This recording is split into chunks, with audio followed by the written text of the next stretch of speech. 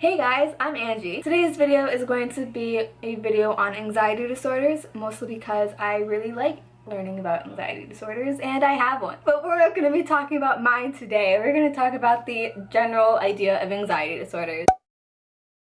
Well, I'm on a spinny chair and I'm gonna keep spinning like this because you can never sit still in a spinny chair. On YouTube, there are a lot of YouTubers who say that they have anxiety disorders, and then people in the comments attack them like, oh my god, every YouTuber has an anxiety disorder. But like, anxiety is like the most common mental disorder there is. To kind of bash them for having one does not make sense. In front of me, I have my great notebook from class. I should probably say that I'm a psych major.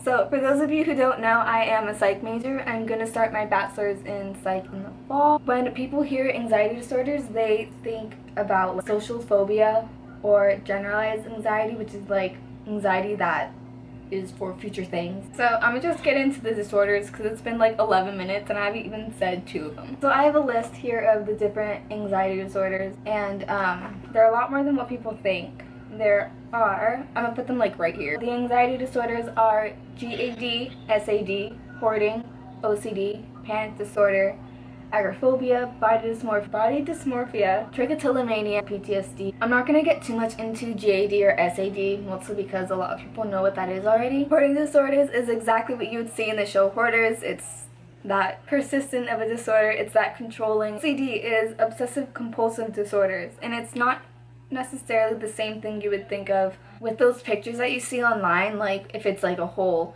mosaic piece with white mosaic pieces and they have that one red one. That's not exactly really what it is. They have to look at every single lock, and it's not like they look through their house once over, maybe twice over, like a normal healthy individual.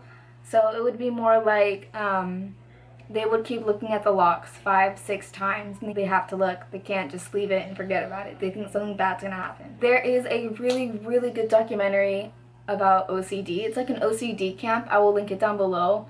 That really explains what OCD is and the severity of it. So I'll link that down below so you can see it. Body dysmorphia is another type of anxiety disorder. BBD is the abbreviation for it, so I'm just going to be calling it BBD. BBD is a preoccupation with perceived defects or flaws in physical appearance. So that's just things that you would look at in the mirror and like, oh, I don't like this about myself. Kind of like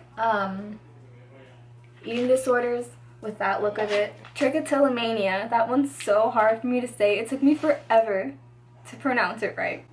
That one is when you pull out your hair. I just wanted to come on here. I didn't say anything about trichotillomania, and so pulling hair, the common places are like your scalp, eyebrows, and eyelashes. It is most common in females. That is like an urge to pull out body hair, and it's a compulsion. Trichotillomania is like an OCD type of disorder. It's in the same area of it, that compulsion component that OCD has, so it would be right with it. Anxiety disorders and panic disorders are different. The only difference between them is before you get them. So anxiety disorders are when you worry yourself into an attack, and a panic disorder is when you get an attack out of nowhere. So for you to be diagnosed with a panic disorder, the person has to have at least one panic attack and worries about having another one. Agoraphobia is the fear of the marketplace, and that is a textbook definition. But really that's like the fear of being out around a lot of people. And one disorder that everyone knows somewhat about is PTSD, which is post-traumatic stress disorder.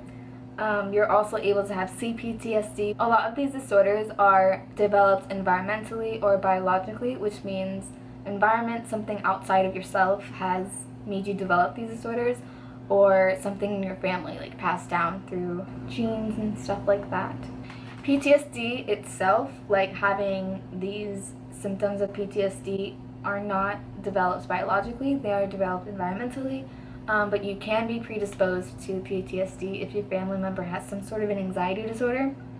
So what that means is that you can develop PTSD a lot easier than someone who doesn't have an anxiety disorder. Treatment for anxiety, OCD, and trauma stress-related disorders are things like CBT, which is cognitive behavioral therapy, psychodynamic intervention, or you can also do like art therapy, which is what I want to do.